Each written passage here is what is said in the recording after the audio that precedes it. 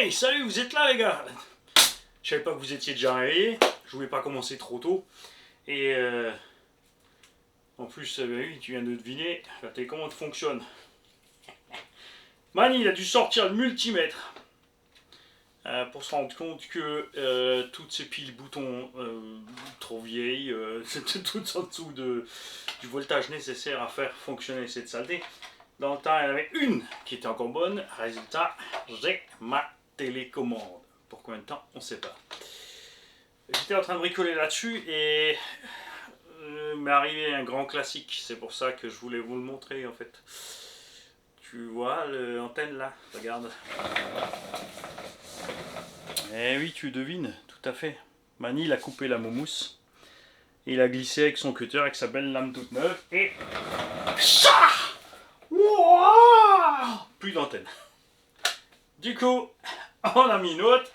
Ça devrait fonctionner. Ceci étant une des... T'as débranché, yes. Toujours débrancher vos batteries. Hein. Laissez pas brancher même s'il y a des interrupteurs. C'est pour ça que je préfère pas d'interrupteur. Tu branches, tu débranches, c'est réglé. Ça sera un des lots de consolation quand on fera les tombolas pour les mini MGX et compagnie. D'accord. Hop. Vous avez tous le bonjour de Gilles, le patron de chez Obiku, qui vous rappelle qu'il est en congé la semaine prochaine. Et cette semaine, c'est Actionnolisme qui est en congé au cas où. Non, la semaine qui vient. En fait, ils sont en congé en même temps, les deux. Ou Action y rentre, je sais plus. Bref, vous allez vérifier sur le site, c'est pour ça que je vous en parle. Si vous commandez, ne paniquez pas si vous n'avez pas de réponse tout de suite ou si les commandes ont un petit délai, d'accord? Vous n'oubliez pas que Promodisme 67, c'est une boutique loisir qui est ouverte 2 à 3 jours par semaine. D'accord? C'est pas son activité principale et pour les mêmes raisons, des fois, il y a des délais. Si vraiment on n'arrive pas à le joindre, vous envoyez un petit mail. On s'arrange, il n'y a pas de souci puisque je lui file un petit coup de patte à ce niveau-là. Il ne peut pas tout faire tout seul. Donc quand je peux aider, j'aide. Nous allons faire aujourd'hui, très chers débutants, le tuto sur la visserie. Alors attention, c'est un tuto débutant, donc épisode 10, la visserie.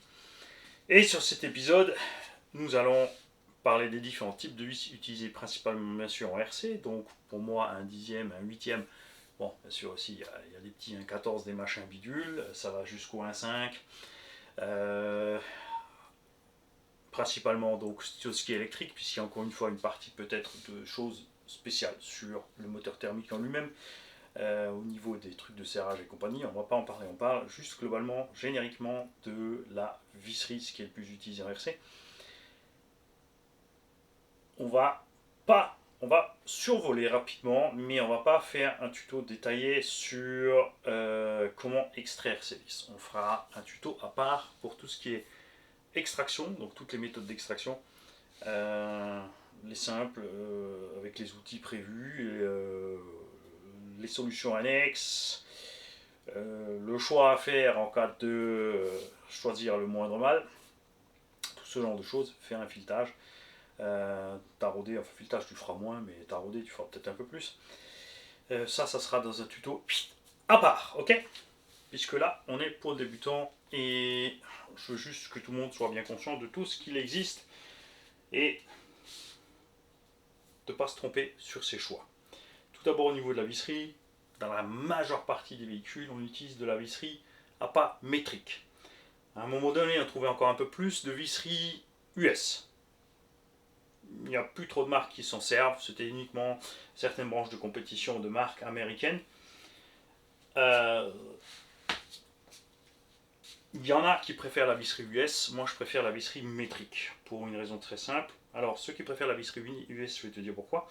Alors il y a un truc, je suis d'accord avec eux, c'est au niveau du filetage, la profondeur du filet lui-même est un peu plus grande sur la visserie US que sur la visserie métrique. Donc je te parle de ça par exemple, alors ça c'est pas la visserie US ou métrique, hein. Ça n'a rien à voir, c'était pour que tu vois la différence quand je veux te dire que la profondeur du filet, ça c'est de la vis plastique exprès, tu vois la taille en fait des pièces de ce qui coupe dans le plastique par rapport à ici à de la visserie métrique. Donc en US on a ça un petit peu plus profond. Pas plus grand, hein, ça c'est la taille du pas, ça n'a rien à voir. À ce sujet, en général, en RC, on utilise, je me trompe pas, du 100, 125 et 150. La plupart sur la visserie métrique de base, c'est, je vais peut-être te dire une connerie, il faudrait vérifier, Mani. C'est du 125. Comme toujours, j'attends ceux qui savent, les pros. Puisque ça, c'est ce qui est cool ici quand on fait un tuto sur cette chaîne.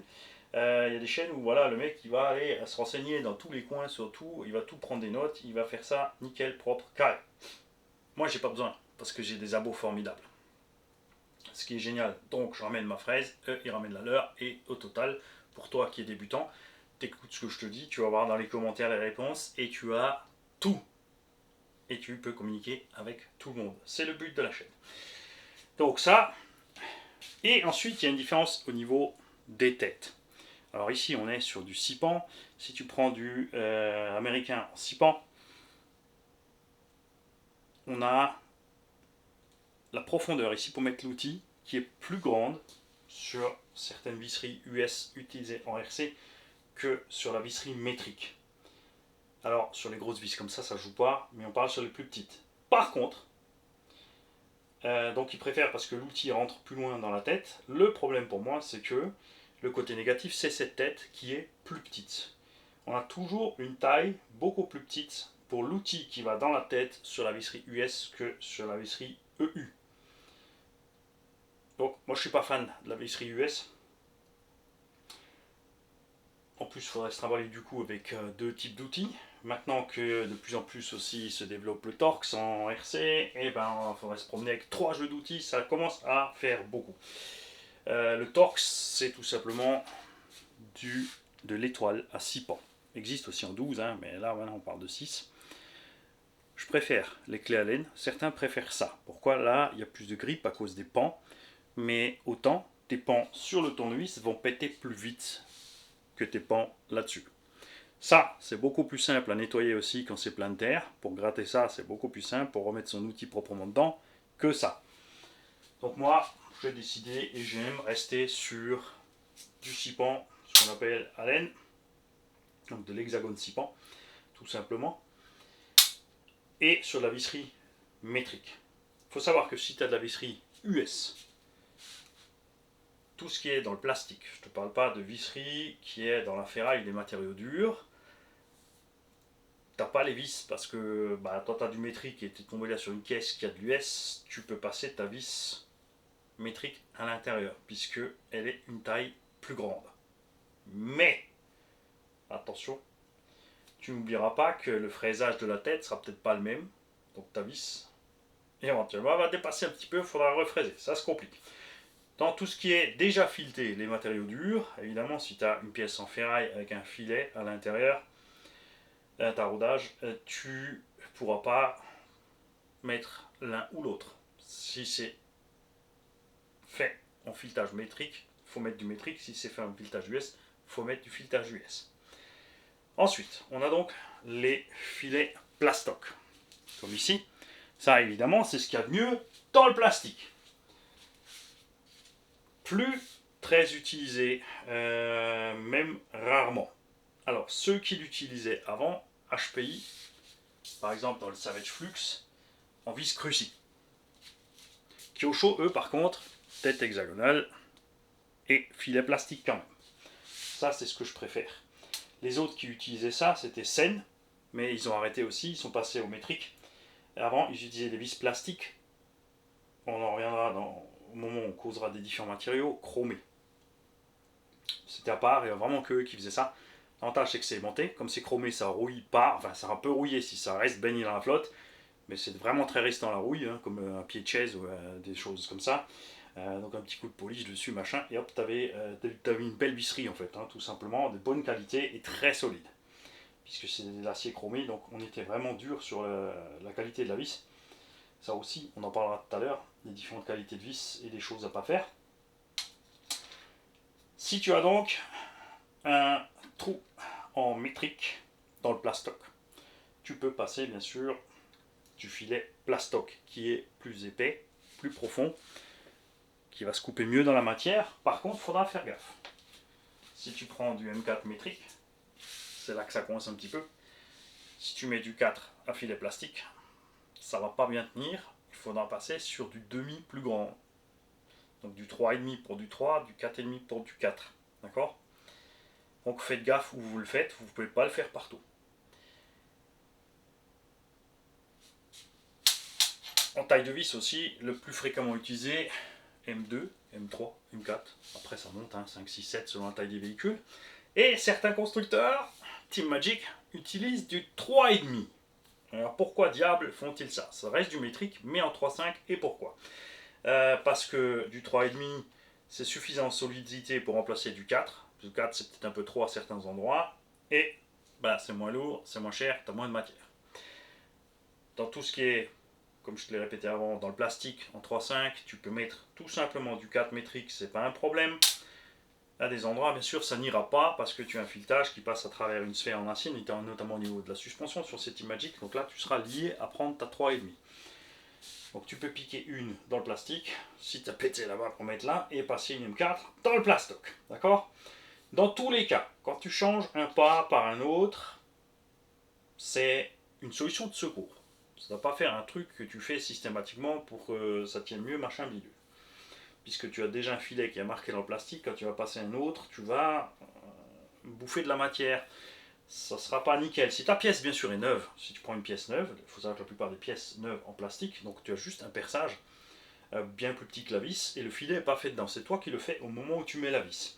Donc à partir du moment où tu mets une pièce neuve, bien sûr, tu fais le choix de ton filet, et après il faudra, comme dit, rester dessus. Tu peux peut-être gruger, mais ça ne sera jamais optimal. Ok?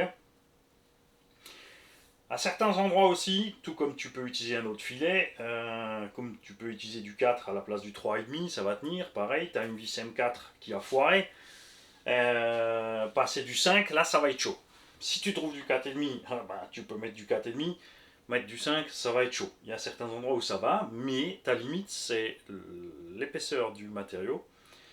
Très bel exemple, le bulkhead avant du X-Max, les deux vis qui sont au bout, en 4 mm, quand tu les foires, tu peux passer du 5. Du 6, ça va pas, tu n'as plus assez de matériel, tu vas déchirer la pièce en plastique devant, tout simplement. Il y a des endroits où il faut faire très très attention parce que tu as des puits de roulement.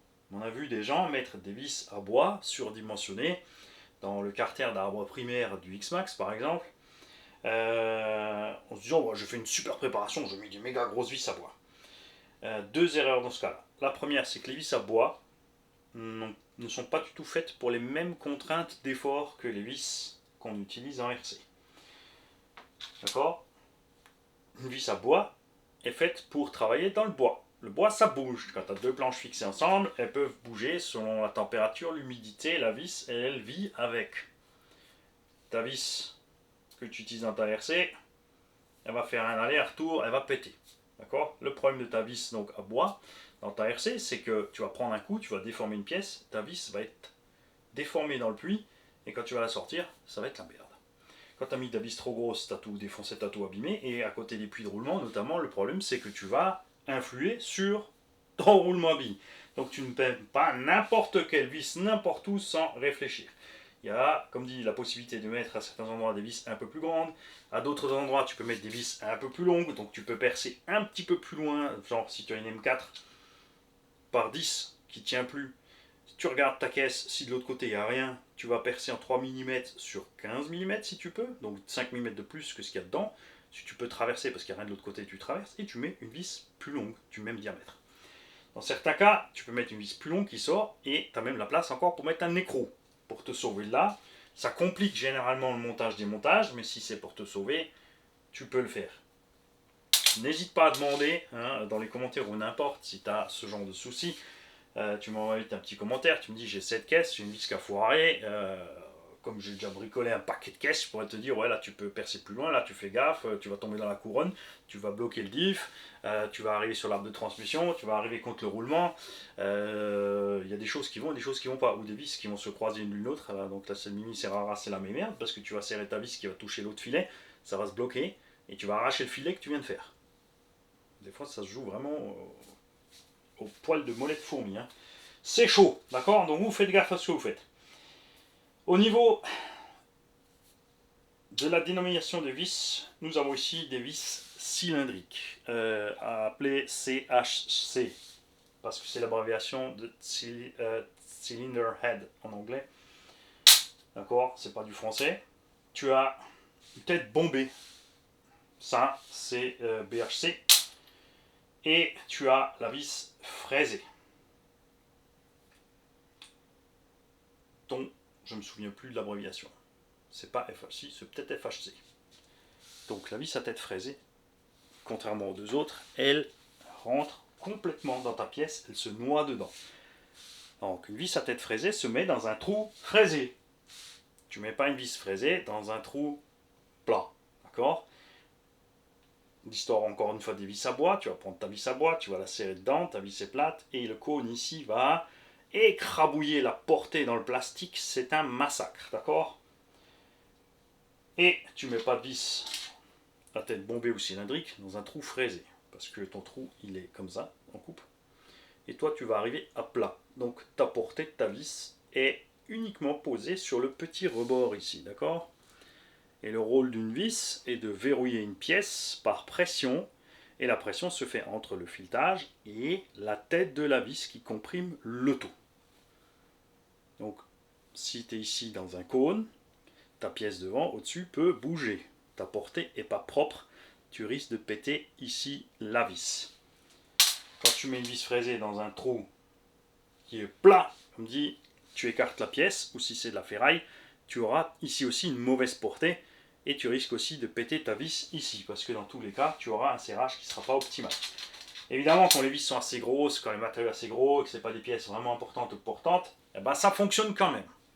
Hein, un moteur, par exemple, qui a des fils en M3, sur un support Arma qui est fraisé M4, tu mets une tête cylindrique pour fixer ton moteur, je ne l'ai pas perdu.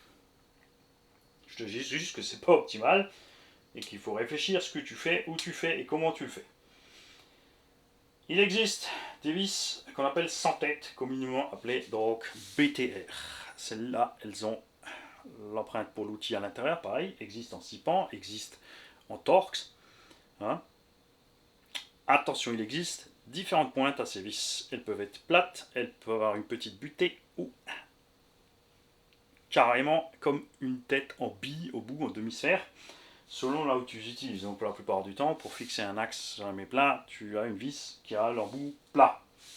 Donc méfie-toi. Alors RC, c'est généralement ce qu'on utilise, mais tu peux trouver justement des vis spécifiques qui ont des tailles, des têtes différentes au bout. Si tu prends une cylindrique ou une en pointe sur un axe moteur, ton pignon ne tiendra pas. D'accord? Ça n'ira pas. Très important avec ces vis BTR, elles doivent finir complètement dans la matière. Si tu mets un BTR trop long, parce qu'il existe différentes longueurs, hein, tu as le diamètre, M2, 3, 4, 5, ce que tu veux. Et tu as la longueur, 3, 4, 5, 6, 7 mm, ce que tu veux. Puisque par exemple, dans les triangles de nos chers RC, enfin, ceux qui l'ont, où tu as un réglage de butée, tu vas te retrouver avec souvent des BTR plus longs. Même si maintenant ils mettent des vis, parce que c'est plus malin, tu peux avoir des BTR beaucoup plus longs. Là-bas, ça joue pas, puisque tu ne fais qu'une butée avec. Mais là, tu fais un serrage. Si la partie de ta tête ici est hors du serrage, quand tu vas forcer, tu vas éclater ton empreinte. Tu n'arriveras ni à serrer, ni à sortir ta vis de là. Tu as la même chose qui, en plus, a un axe au bout. Donc ça s'appelle un axe fileté. D'accord? Donc ça traverse complètement la pièce. Même principe pour le serrage, il faut que la tête soit noyée dans la pièce. Donc pour les tailles de vis, on en a parlé, 2, 3, 4, 5, 6, ce que tu veux. Les empreintes. Là aussi, comme c'est en norme DIN ou Europe, tu as des tailles données. Donc on va te dire la M3 avec tête bombée. Parce qu'on en a, c'est une grosse. Donc c'est une M3 avec une tête bombée. Elle va avoir une empreinte de 2. D'accord? Une M4 va avoir une empreinte de 2,5, etc., etc., etc. Alors qu'une tête cylindrique a toujours une taille au-dessus. C'est pour ça que moi je suis grand fan des têtes cylindriques. D'abord parce qu'elles dépassent bien. Alors ça, c'est vrai que les vis boutons, selon où c'est plus chouette. Mais moi j'aime bien ça. Alors ça, plus de matière, plus de poids. Par contre, une tête d'empreinte supérieure ici, donc ta M3 a déjà du 2,5, la 3 a du 3, etc. Donc tu peux mettre un outil plus gros, tu peux serrer plus fort ta vis. Il faut évidemment que la vis soit assez solide pour pouvoir subir l'effort. Moins de risque donc que ça coince, que ça se bloque ou autre. attention, tu n'as pas de la place partout pour des vis à tête cylindrique. Il y a des endroits où ça passe pas parce qu'il y a autre chose qui va toucher contre. Tu seras obligé de mettre une tête bouton. L'autre chose, c'est que quand ton empreinte est foirée, tu peux utiliser tout simplement une pince, étau ou multiprise ou ce que tu veux, préférence une étau parce que tu peux forcer vraiment fort quand tu as la place, pour aller choper cette tête de vis et la desserrer. Dans les deux cas, tu as foiré l'empreinte, tu peux utiliser des extracteurs, comme dit, ça sera un autre épisode. Tu peux fendre les têtes et utiliser un tournevis plat. D'accord. La vis fraisée, pareil, il y a des extracteurs, tu peux la fendre. Attention, quand tu la fends, le problème c'est qu'elle est dans ta pièce, donc il y a des chances que tu abîmes la pièce qui soit autour. Mais quand tu n'as pas le choix et qu'il faut sortir. Ok. Pour les matériaux, tu as différentes duretés d'acier, 8,6, 10,6, 12,9, etc., etc., etc., et différentes compositions. Donc ça, c'est pareil, on ne va pas intégrer ça à ce tuto-là. Le plus simple dans ce genre de choses, c'est justement, tu es sur YouTube, c'est de ne pas aller spécialement sur une chaîne RC, tu vas sur une chaîne spécialisée dans la mécanique ou la visserie, et tu cherches un petit tuto sur la qualité des vis, d'accord. Tous ceux bien sûr qui travaillent là-dedans dans les commentaires, ou qui se sont renseignés parce qu'ils sont curieux, contrairement à moi, vous nous balancez tout ce que vous savez. En RC, les vis les plus dures que tu trouves, les plus balèzes, c'est du 12,9. Ensuite, il y a différents traitements. Il faut savoir que les vis les plus dures, par exemple 12,9 chez Arma aussi, rouillent très vite parce qu'il y a un taux, que je ne te dise pas de bêtises, élevé de carbone à l'intérieur. Ou autre chose. Il y a des vis qui ont un traitement qu'on appelle bruni dessus, celle-là elle résiste bien à la rouille. Ok. Plus les vis sont dures et balèzes, plus généralement aussi elles sont chères. Ce qu'il y a, c'est que tu n'as pas la nécessité d'avoir des vis absolument dures et solides partout. Il y a des endroits sur ton châssis ou sur ta liaison de suspension où tu as besoin d'avoir des vis très balèzes.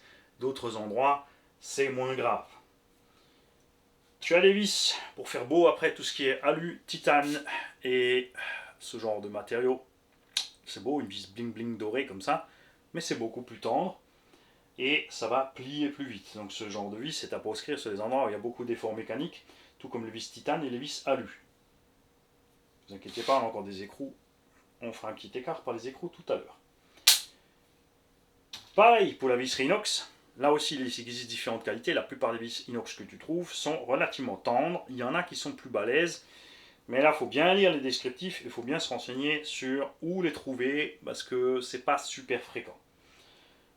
Donc ta visserie inox est en général moins balèze que ta visserie en acier simple. Ça s'aimante, ça s'aimante pas, ça rouille, ça rouille pas.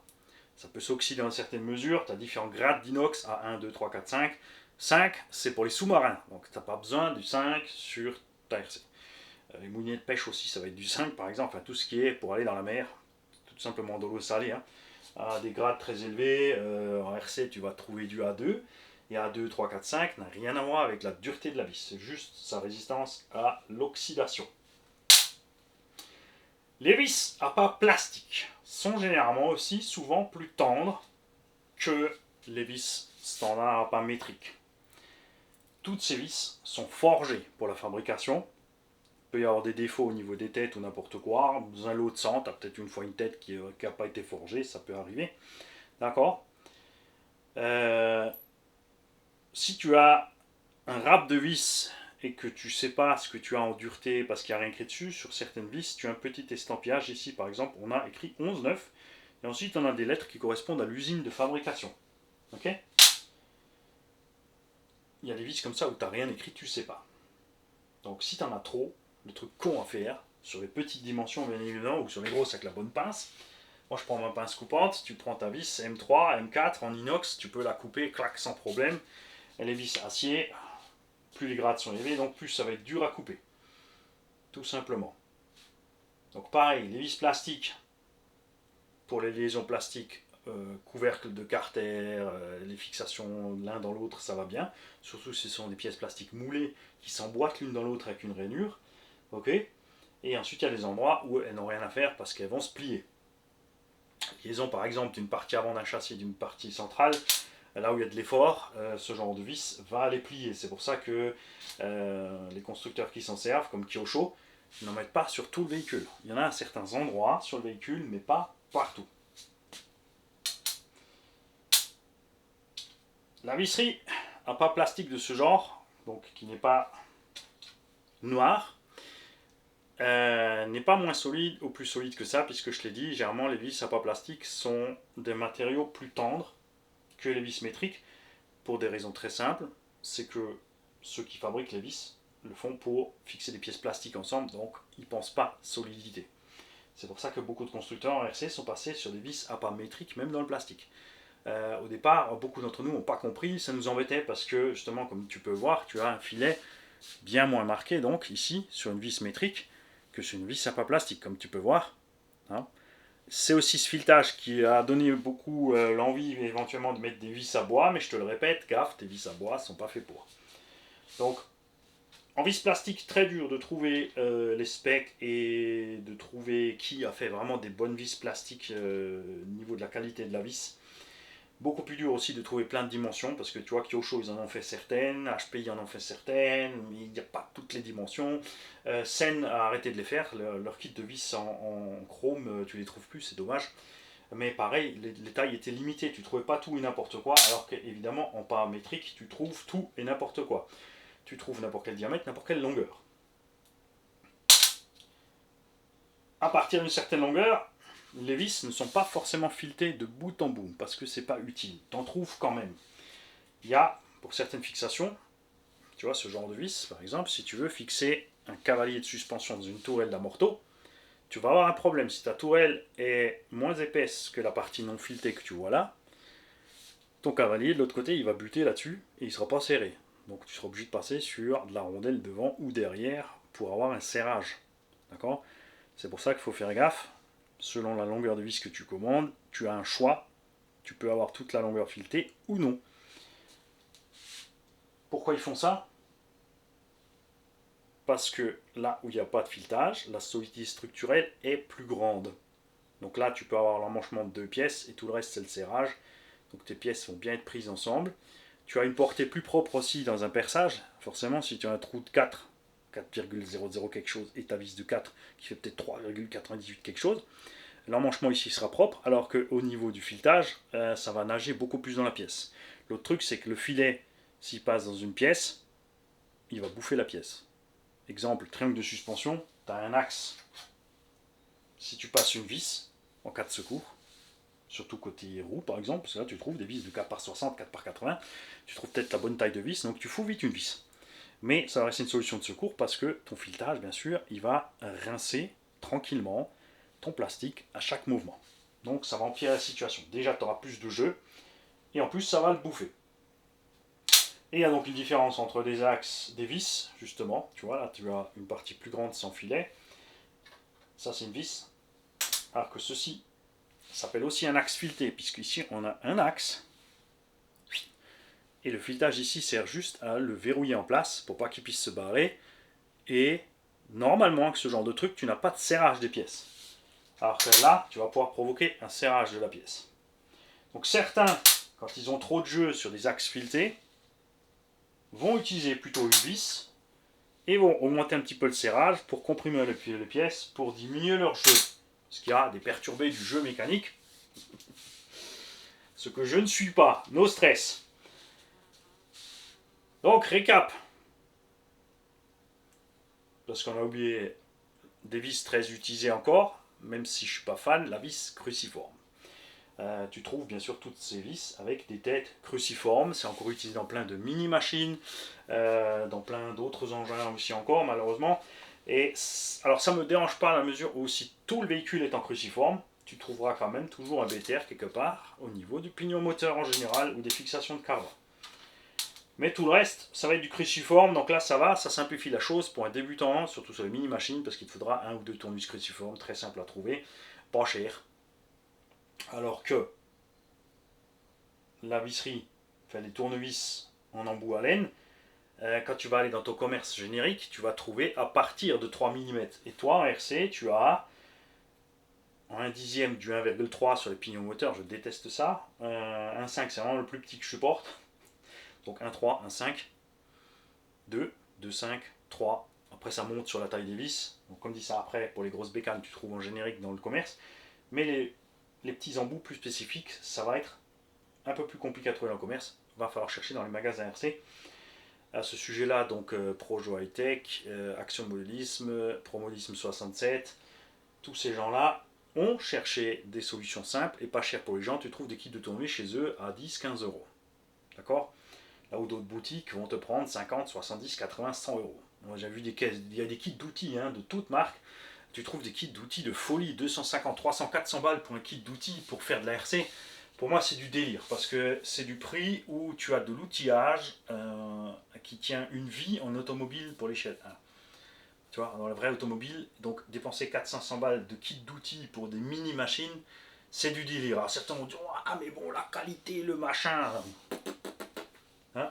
J'utilise là des kits de tournevis justement, tu vois, à 10-20 balles. J'ai acheté un kit d'orange, un kit de bleu, un kit de rouge. Résultat, tu vois, je peux me faire chaque taille à sa petite couleur.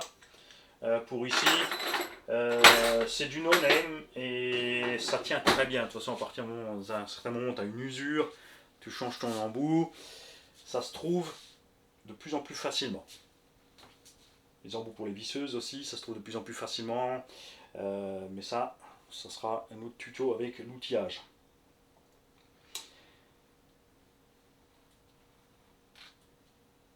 Perso, si tu me demandes où je me fournis, pour tout ce qui est visserie, bricovis.fr. Alors, ils font pas de kit de vis complet. À un moment, ils s'étaient proposés à le faire. Le problème, c'est qu'il y a tellement de véhicules différents.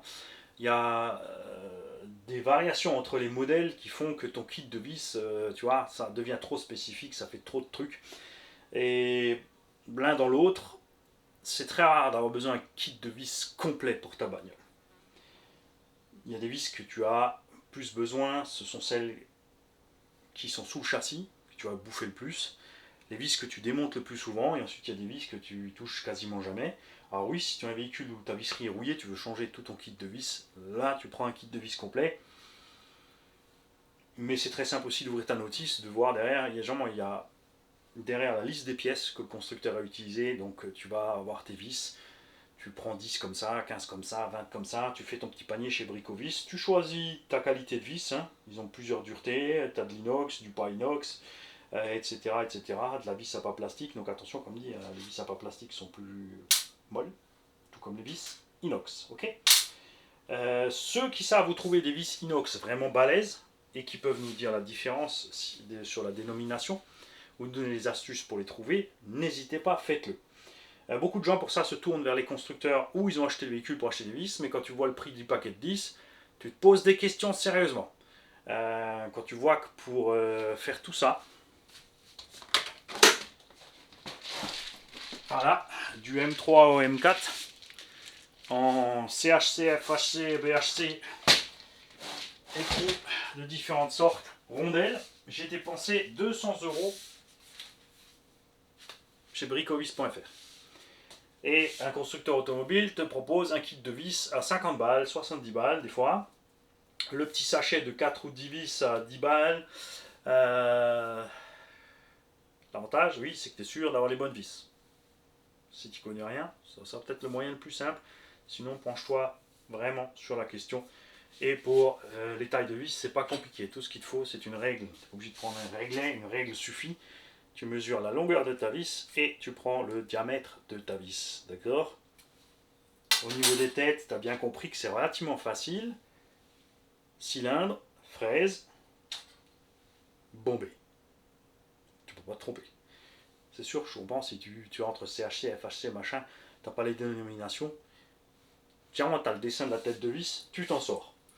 Pour les BTR, c'est pareil, diamètre et longueur, je le rappelle. Pour les vis axes, c'est un peu plus compliqué. Là, généralement, tu vas être lié au constructeur parce que ça, par exemple, c'est utilisé pour fixer les cardans. Il y a plein de marques qui utilisent ça pour fixer les cardans sur la sortie du diff. Tu as une différence de taille de filetage ici et une différence de diamètre d'axe. Et il n'y a pas de norme et il existe plusieurs tailles. Tu as l'axe ici en 2,5 avec une tête de M3. Tu as du 3 et du M3. Tu as du 4 là, et du 5. C'est un peu chaud. Si c'est trop long, bon ça va, c'est pas trop un problème. Si c'est trop court, alors ça c'est chiant. Parce qu'il existe encore différentes longueurs. Alors la tête filetée, généralement, a toujours la même taille, c'est du 3 ou du 4 mm en longueur. Mais la partie en bas, c'est plus compliqué. Donc là, il faut aller chez différents constructeurs. Après, quand tu as déjà eu toutes les machines en main, chez différents constructeurs, tu peux dire, ouais, là, tu as perdu cette pièce chez Traxxas, tu la trouves pas en détail, t'inquiète pas, tu peux la trouver chez eux. Alors, généralement, c'est l'inverse. Traxxas fait beaucoup de choses au détail, comparé à beaucoup d'autres marques, où tu vas être obligé d'acheter l'ensemble pour avoir le petit truc avec. Donc là, il faut connaître un petit peu, c'est un peu plus complexe. Et donc, comme dit là, pour les bisaxes, c'est encore plus complexe, puisqu'il te faut le bon diamètre, il te faut la bonne longueur, et il te faut la bonne longueur non filetée. Comme je te l'ai dit, si ton filetage est trop long, quand tu vas serrer, tu vas bloquer ta pièce. C'est à toi, si tu as un filetage plus long, de t'arrêter avant. Mais dans l'idéal, normalement, tu vas jusqu'au serrage, ici bloqué, et ta pièce reste libre. Pour tout ce qui est visserie plastique, c'est pareil. Gaffe aux dimensions, gaffe à la dureté. Ceux qui en savent un rayon sur la visserie plastique, ou trouver des vis plastiques balèzes, hein, parce que moi perso je n'ai pas trouvé, sur tous les modèles où j'ai eu, on avait des vis plastiques, tu vois, que ce soit Kyosho ou HPI ou autre, tu te retrouves avec des vis, si je prends 2 pinces, j'arrive à plier cette vis. L'autre chose aussi qu'il faut faire gaffe, quand tu as une vis plastique en M4 par rapport à une vis métrique en M4, ceci n'en est pas une, c'est un exemple, c'est que, comme ton filet est plus épais, la partie centrale de la vis est plus fine, donc elle a une solidité structurelle déjà moindre au départ par rapport à ta vis métrique qui a un filet plus petit et un corps plus gros pour le même diamètre total extérieur. Ça, ce sont les choses à faire gaffe. Au niveau des écrous, bien sûr, tout ce qui est auto-taradeur, vis plastique, etc., il n'y a pas d'écrou. Tu vas me dire, eh ben si, ils font des écrous plastoc. Ça existe, les écrous plastoc. Ensuite, tu as bien sûr les écrous, comme toutes les matières de vis, en acier, en inox, en alu, en titane, tout ce que tu veux. Tu as les écrous simples qui n'ont rien, rarement utilisés en RC, sauf à des endroits où il n'y a pas beaucoup d'espace, parce que tu trouves de ces écrous relativement plats.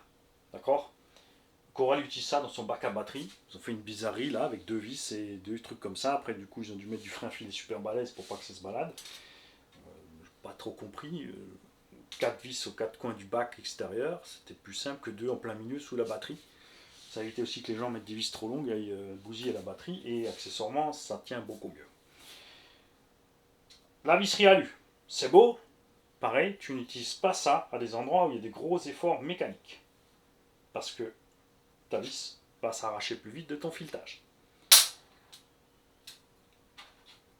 Il y a des vis donc sans collerette, et tu en as avec, que ce soit donc des vis simples, comme je t'ai montré là, l'écrou je veux dire, pardon, simple, avec une petite collerette qui existe lisse ou fraisée, enfin avec des petites, avec des petites encoches comme ça dessus, tu vois, pour avoir du bon grip dans la matière.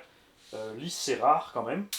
Et ensuite, ce qui est le plus répandu et ce qu'on préfère, c'est l'écrou dit Nil Stop. C'est un écrou qui a une bague en nylon à l'intérieur, qui va se freiner sur le filet. Quand tu passes la vis là-dedans, contrairement à là, cette vis, tu vois, elle va super facile jusqu'au bout. Encore une mouche qui a réussi à me trouver au fond de la table. Ok ? Alors que ton écrou Nil Stop, lui, quand ton filet va arriver dedans, il va le freiner. Cet écrou Nil Stop ne fonctionne que et uniquement si le filet est bien dans le Nil Stop. Il y a des fois des constructeurs qui nous font des montages bizarres où la vis s'arrête avant le Nil Stop. Donc ça sert à rien, c'est comme si tu avais mis un écrou normal. Si la bague en caoutchouc ou en nylon n'est pas en contact avec le filet, il n'y a pas de freinage de ce filet. Ok ? Donc ce genre d'écrou, bien sûr, on n'a pas besoin de ce qu'on appelle de frein filet, parce que ça fait partie de l'épisode visserie aujourd'hui, et il y a donc différents freins filets. Il y a une marque très répandue qui est Loctite, ou Loctite, qui veut dire vis serrée.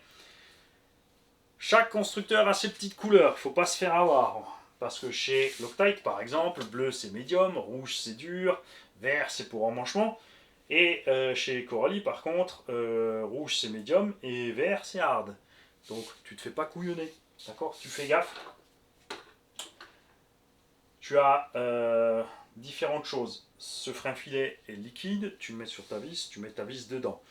Si tu as plusieurs pièces emmanchées en mouvement, attention de ne pas mettre le frein filet sur les pièces en mouvement. Il faut vraiment que ça reste sur le filetage de la vis que tu dois bloquer. Je te dis ça notamment au niveau de tout ce qui est pièces de direction. Des fois, tu as un empilement de 2-3 pièces, tu as ton levier, tu as ta plaque, et tu as ta vis qui vient. Et ta vis en bas, si tu as ton levier en alu, tu vas vouloir y mettre un peu de frein filet. Donc assure-toi bien que le frein filet soit uniquement dans le filet, pas sur la surface, parce qu'il ne faut pas que ça bloque la pièce qui est dessus. Il ne faut pas que ça se fourre dans le trou là pour aller tout bloquer. Sinon, ce mini sert à rat, c'est la mémerde. Ça t'arrive, souvenez-vous, l'épisode des portes fusées. Je vous en ai parlé aussi, la visserie dans les portes fusées. Quand tu utilises du frein filet à ce niveau là-bas, faites gaffe. Dans le plastique, généralement tu n'en as pas besoin, puisque c'est le plastique au moment où tu mets ton filet dedans qui agit ici comme ton heel stop. C'est toi qui coupes le filetage dedans, ou le constructeur quand il a monté la machine, et c'est donc, ça tient serré. Bien sûr, une fois que ça a été démonté 2-3 fois, que ça a pris des chocs, ça peut lâcher. À ce moment-là, tu peux ajouter du frein filet. Mais il faut faire gaffe, parce qu'il y a de grandes chances, au moment où tu démontes, que tu achèves le reste.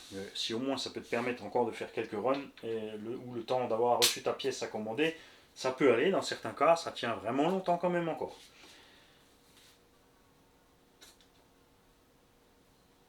Dans l'aluminium, selon la dureté de l'aluminium, il faut se méfier aussi. Si tu prends un frein filet trop dur, dans de l'aluminium trop tendre, quand tu vas sortir ta vis, tu vas bousiller le filetage dans la pièce en alu qui est tendre, surtout si tu as utilisé une vis en acier dans de l'alu très tendre, avec du frein filet rouge, ou pire, justement du loctite vert pour emmanchement.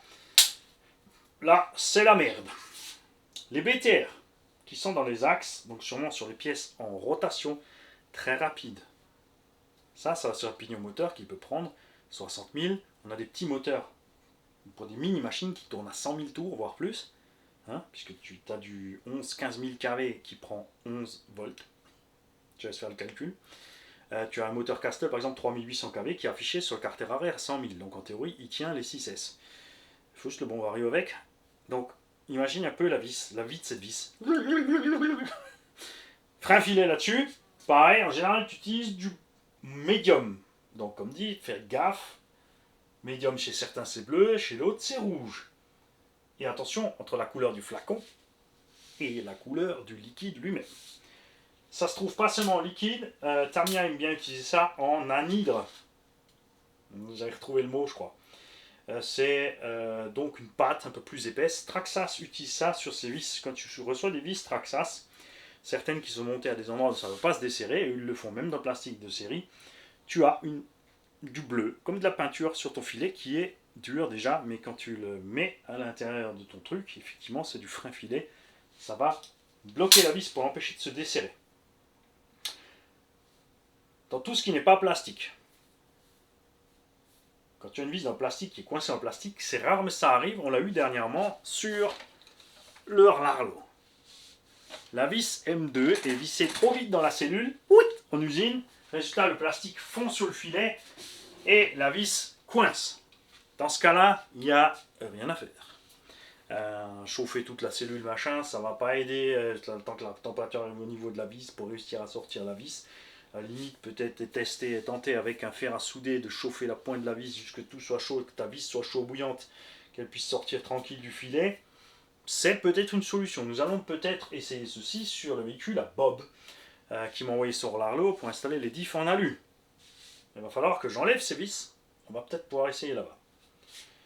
Dans ce cas-là, généralement, il faut faire un truc très simple, c'est que tu desserres un peu, tu avances un peu, tu redesserres un peu plus, tu avances un peu. Et tu prends ton temps, parce que si tu chauffes la vis, il y a des risques aussi que la vis, surtout si elle est très petite, qu'elle casse très vite. Dans tout ce qui est alu et ferraille, quand tu as du frein filet, et que tu sens que ça va dur, ça va, parce qu'il suffit de chauffer. Alors tu peux utiliser une flamme, donc tu peux utiliser des petits brûleurs comme ça, ce genre de choses, des chalumeaux à crème brûlée. Tu peux utiliser le fer à souder, tu poses sur ta vis, tu laisses chauffer jusqu'à ce que ça fume. Bien évidemment, comme dit, toujours faire attention, si quelque part sur tes pièces fixées ensemble, il y a une pièce plastique, elle ne va pas aimer. Si un roulement, c'est la graisse du roulement qui va cuire, il y a des fois, il n'y a pas le choix. Donc vous faites très attention quand vous chauffez précisément les BTR des pignons moteurs, souvent montés donc au frein filet, des fois même le pignon, ils ont mis tellement de frein filet que le pignon baigne dedans, donc le pignon est bloqué sur l'axe rien qu'avec le frein filet. Mais il va falloir chauffer. Mais il va falloir chauffer une température qui n'est pas trop déconnante pour que le roulement du moteur derrière dans son carter ne commence pas à cuire la graisse. Si ça t'arrive, tout n'est pas perdu, il faut encore démonter le moteur, il faut changer le roulement moteur. Mais tu vois que ça commence à se compliquer. Donc tu fais gaffe à ce genre de choses. Quand tu as des vis qui sont tordues à l'intérieur d'un montage plastique, quand tu vas la sortir, elle va danser la gigue. Donc là aussi, il faut y aller doucement, il faut suivre la tête qui tourne et il faut espérer qu'elle ne va pas péter dedans. Alors sur la vis métrique, généralement ça ne pète pas trop, ça abîme le filet.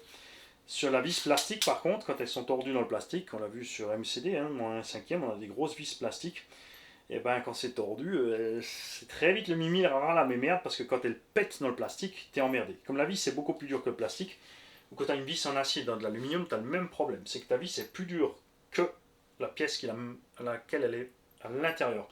Donc si tu veux commencer à percer, ça va pas aller, puisque ton fourré il va massacrer tout ce qui est autour, mais il va rien faire à la vis.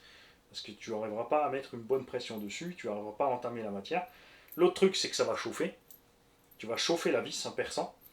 Et si la matière autour est plus tendre, précisément sur le plastique, et ben pareil, hein, tu vas faire de la merde. On reviendra dessus dans le tuto pour tout ce qui est sortir la visserie, refaire les filetages, machin bidule, hein, on fera un tuto comme ça. Pas tout de suite, hein, parce que là, on va d'abord finir tranquillement l'épisode débutant RC, parce que le tuto pour la visserie, à la limite, on mettra peut-être pas dans débutant RC, on mettra plutôt dans le coin du dépanneur. Le coin du dépanneur aussi, qu'on va reprendre au fur et à mesure, au bout d'un certain temps. Là, je vais essayer, comme dit tous les samedis, de vous ajouter un petit épisode de débutant RC. Et je le rappelle, ce sont juste des choses génériques. On va pas aller dans les détails, hein, pour attaquer les normes, le truc, le bidule, d'où vient cette norme, qui l'a créée, pourquoi, être à la lalou. Ça me préoccupe pas du tout. Ce que je veux, c'est que tu t'en sortes avec les têtes de vis, les tailles de vis, et que tu chopes les bonnes vis pour te sauver la mise. D'accord? Et comme dit, t'hésites pas, les commentaires sont là, tu demandes. Si t'as fait de la merde avec une vis, ou si y a une vis qui a pris un coup sur la tête et que la tête est rincée, pour la sortir, avant de tout massacrer, pose vite la question. Je peux t'aider, il y a beaucoup de mes abos qui peuvent t'aider. Et quand j'aurai fait le... Enfin, c'est vrai que ça fait longtemps, ça fait 5-6 ans quand même qu'on va faire ce tuto spécial extraction de vis. Hein.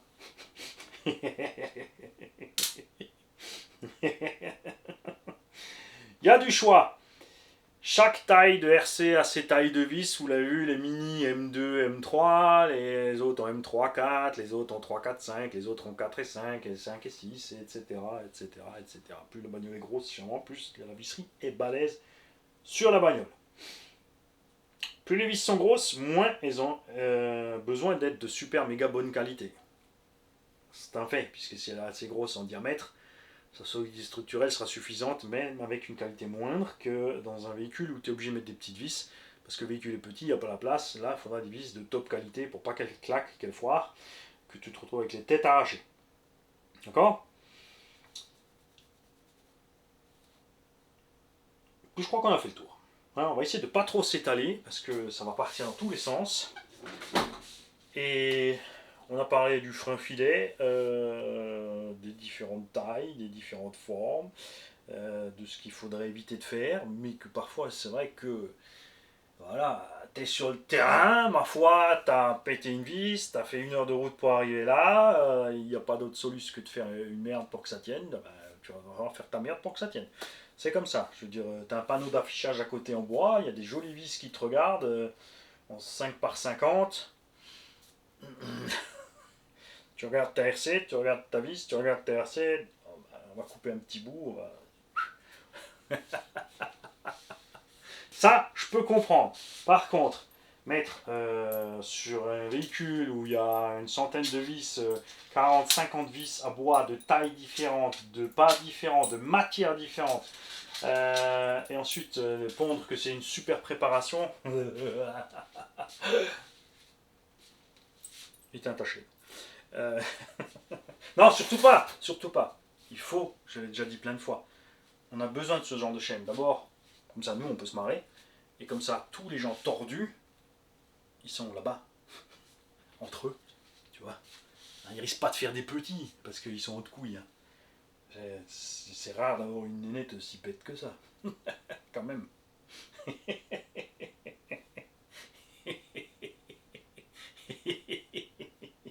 Parce que la nette, elle va se dire, vis à bois, je suis dans le plastique. Rien à voir. Tu vois? Cherche pas à comprendre. Et elle a raison. Elle n'a pas besoin, puisque c'est écrit à bois et pas plastique. Pourquoi quelqu'un ça fait chier à l'écrire si ça pouvait se monter ensemble? Sinon, ce serait juste une vis. Vis multi-usage. Hein?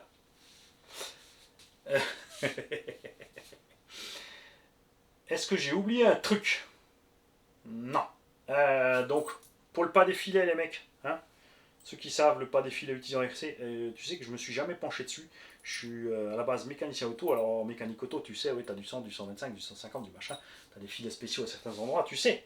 Mais en RC, tu t'en fous. Tu veux juste une vis, tu veux qu'elle passe dedans et basta. Surtout dans le plastique. Hein?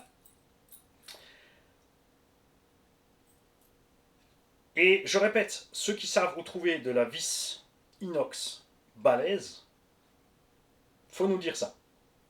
Moi, j'ai pas trouvé, j'ai trouvé des trucs standards, donc pas des vis inox spécialement balèzes, parce que je te dis ça, je sais qu'il en existe forcément, puisque j'ai eu des RC en main qui étaient équipés de séries de visseries inox qui étaient bien plus dures que ce qu'on trouve justement dans le commerce ou dans les kits de vis inox.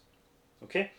Balancez aussi tout ce que vous savez sur ceux qui font des kits de vis inox. Il y a, chez les Allemands par exemple, il y a Schraubenwerkstatt, qui veut dire atelier à vis, qui fait des kits de vis RC. Il y a RC Screws chez les Américains, généralement cher.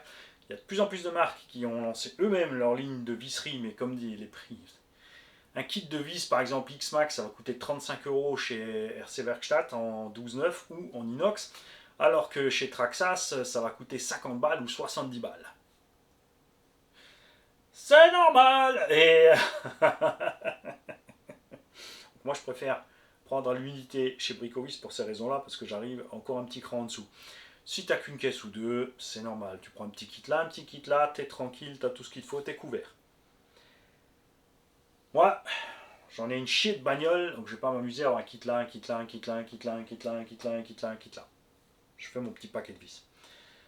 Pour cette simple raison. Il y a plein de marques d'ailleurs, ou de fournisseurs qui ont marqué que justement c'est en vogue les kits de vis et qui se sont lancés là-dedans. Il y a même T2M qui fait un kit de roulement par exemple pour X-Max. Mais là par contre, t'as pas confiance. C'est rien de méchant, T2M, je suis désolé, mais là, pas confiance. Pour plein de raisons. Il est peut-être excellent ce kit de roulement, mais j'ai même pas envie de l'acheter pour le tester. Tu vois, je vais préférer prendre un kit Kanzen pour mon X-Max, tu vois. D'ailleurs, je crois que sur Kanzen FR, tu trouves aussi maintenant des kits de vis, puisqu'il fait des roulements de vélo, des roulements de mouline de pêche, il a un onglet roulement RC, et je crois qu'il est en train d'attaquer un onglet de visserie RC. Ok? Il y a donc des fournisseurs pour la RC comme GeForce ou autres qui font des paquets de vis. Alors ils ne font pas des kits de vis, ils font des sachets de 10, de 20. Après pareil, hein, quand tu prends 10 là, 20 là, 30 là, quand tu vois le prix final, aïe aïe aïe aïe, ça fait mal, hein. Il y a des vis, attention, qui restent spécifiques aux certaines RC. Notamment des vis sur la direction, les pivots de direction, ce genre de choses, tu vois. Cette marque a une vis spécifique comme ça, de cette forme, au bas ou à celle-là, Traxxas dans le X-Max à celle-là. Ce genre de vis ne sont pas génériques, donc tu ne la trouveras que chez le constructeur. Après, c'est des vis où généralement tu en as 2 par machine, voire 4. Donc celle-là, tu peux bien les prendre là, c'est sûr. Tout le reste, après, de ce qui est générique, tu trouves partout. Méfiez-vous. Donc dans les magasins de bricolage, comme dit, tu trouves rarement. Tu trouves à partir de 4. Certains magasins, j'ai trouvé à partir de 3. L'avantage du magasin de bricolage, c'est que c'est là à côté de chez toi. Mais gaffe, donc, à la matière de vis. Parce que ce que j'ai trouvé le plus souvent, c'est la visserie inox pour le bâtiment, même si c'est du métrique. Mais le problème, c'est que c'est extrêmement tendre par rapport à ce que nous, on a besoin en RC. L'inox c'est bien parce que ça rouille pas, donc j'aime bien, j'en ai fourré plein mon X-Max, mais la visserie comme ça en 12,9 c'est tellement plus balèze que t'es tranquille aussi. Donc si tu aimes bien rouler la flotte, Big Mama je l'avais équipé comme ça, le bleu je l'ai équipé comme ça, parce que je sais que je vais aller rouler dans la boue, donc je m'emmerde pas, je mets un maximum de pièces inox dessus, ou qui résistent vraiment bien à la flotte pour avoir la paix. Sur les autres, finalement, je reste sur ça. Après, il y a des marques qui ont des visseries de très bonne qualité, au nord, au Bao, qui ont des vis, c'est pas qu'elles rouillent pas, mais elles sont vraiment très résistantes à, tu vois, même si c'est mouillé, ça va pas. Il y a certaines marques, Traxxas, les anciens Traxxas, hein, je veux dire, Emax slash première génération, tu passais dans le brouillard, tu rentrais chez toi, tu roulais le matin à 6h, c'était un peu de brume, le temps de rentrer chez toi, la voiture était rouillée. Alors moi c'est pareil. Même les ressorts qui rouillent, les arbres de cardan qui rouillent, c'est vite moche. Le problème est vite réglé aussi avec un petit coup d'huile dessus. Si tu le fais tout de suite. Si tu oublies ta caisse dans un coin, on se souvient tous d'un Arma Mouillave qui était là, qui a roulé dans la boue, qui a fait 5, 6, 7, 8 packs en un jour dans les flaques d'eau, dans la boue et machin, un gogo, qui a été oublié dans son petit sac dans le garage pendant 2 semaines. Ou de Dieu qu'il avait plus du tout la même gueule à la sortie. Pareil, hein, je dis maintenant parce que ça m'est arrivé avec le Arma Mouillave, ça t'arrive avec le X-Max, c'est la même. Hein. C'est clair. En grosse échelle, il y a un petit plus, c'est comme dit, tu as des grosses vis, donc accès facile, généralement très bonne qualité de vis. Tu te fais un peu moins chier qu'avec les mini. Beaucoup moins. Surtout quand les mini sont équipés de certains des vis cruciformes et de mini vis M2 qui sont collés dans le plastique. Et là, j'ai fait le tour. Il me semble bien. Au niveau des écrous, oui, il y a encore les écrous rapides, les écrous papillons, les trucs comme ça, bidule, mais ça c'est spécifique sur certains machins pour tenir la batterie, t'as une petite molette, un truc. Ça c'est vraiment des trucs spécifiques, pas très génériques. Là je voulais vraiment rester sur le générique pour que les noobs, les débutants, ceux qui ne se sont jamais posé la question sur les vis, tu vois, ils disent ah oui ok, ça c'est bombé, ce machin c'est bidule. C'est tout. Pas plus. C'est tout. J'y vais? Bah j'y vais. J'ai plein de choses à vous montrer encore, mais ça c'est des autres vidéos. Je vais pas réussir à tout faire aujourd'hui.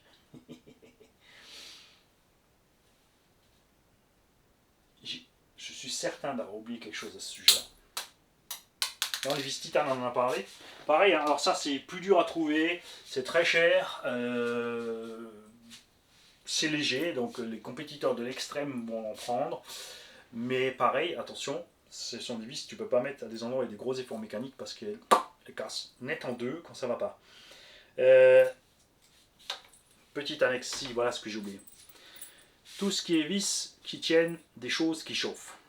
Ou des choses où il y a extrêmement de pression à l'intérieur. Donc les choses qui chauffent en moteur électrique, c'est le moteur, hein, c'est sûr. La batterie, normalement, n'est pas fixée avec une vis.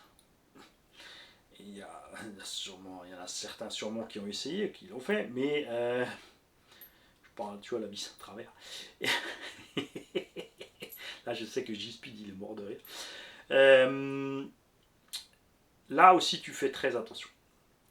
Je t'assure, sur le moteur, préfère utiliser de la vis acier de bonne qualité que de la visserie inox. Parce que ça chauffe. Le moteur va réagir différemment en température que son support moteur en alu que la vis. La visserie inox va plus vite se détendre là-dedans.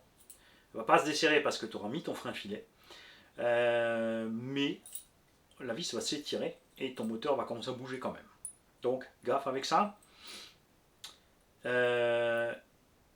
Les carters moteurs précisément sont en alu, donc gaffe aussi au frein filet que tu mets sur ta vis acier. Tu mets pas du trop balèze parce que tu risques d'abîmer les filets dans ton aluminium.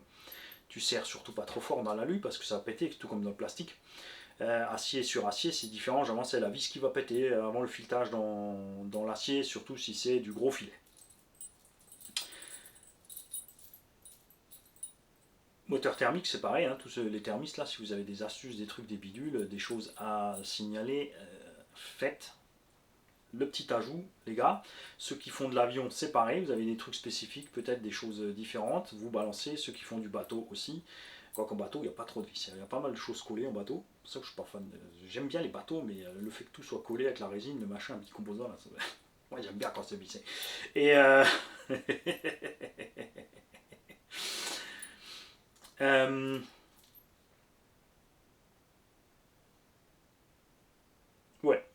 moteur, les diffs.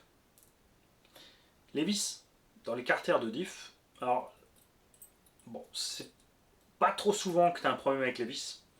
Généralement, dans le carter de diff, la plupart des caisses se fixent avec 4 vis, hein, ta couronne sur ton diff ou ton couvercle de diff sur ton diff. Il y a de la pression, surtout quand tu utilises des huiles épaisses et que tu en as mis trop. C'est notamment un problème donc, sur les HPI Savage, carter en fonte d'aluminium, dont les vis s'arrachent du carter à cause de la pression. Les vis peuvent péter si justement, parce que tu sais que ça se dessert, tu as mis du frein filet balèze, là tu peux péter la vis. Donc là-bas aussi, faites très attention d'utiliser des vis vraiment méchamment balèzes. Alors de nos jours, c'est plus trop le cas. Je te dis ça parce que à l'époque, les Savage et les Sen avaient des vis avec un pas comme ça dans le carter de diff en fonte d'aluminium. Et on s'est tous fait couillonner déjà à prendre une vis qui a exactement la même tête. Je dis regarde, c'est la même vis, l'autre a foiré, je vais prendre une neuve. Et comme je te l'ai dit, souvent ces vis sont beaucoup plus tendres. Tu ne trouves pas facilement la vis de la bonne qualité. Et donc on a mis des vis trop tendres qui ont fini donc par péter dans le filetage. Et là, bah, t'es bon pour tout changer. Et maintenant j'y vais. Les gars, bon week-end, enfin, là on est dans samedi matin 8h, donc à midi un petit run, 16h petit vidéo goûter, ce soir encore un petit run. Tous ces runs sont là pour que tu vois tous les kilomètres qu'on fait avec les véhicules, pour qu'au moment où on fait les revues, puisque tu es débutant, tu es peut-être nouveau sur la chaîne aussi, pour que tu... Quand je te dis, voilà, on a fait 50 packs, c'est vrai, puisque tu as les 50 packs en ligne.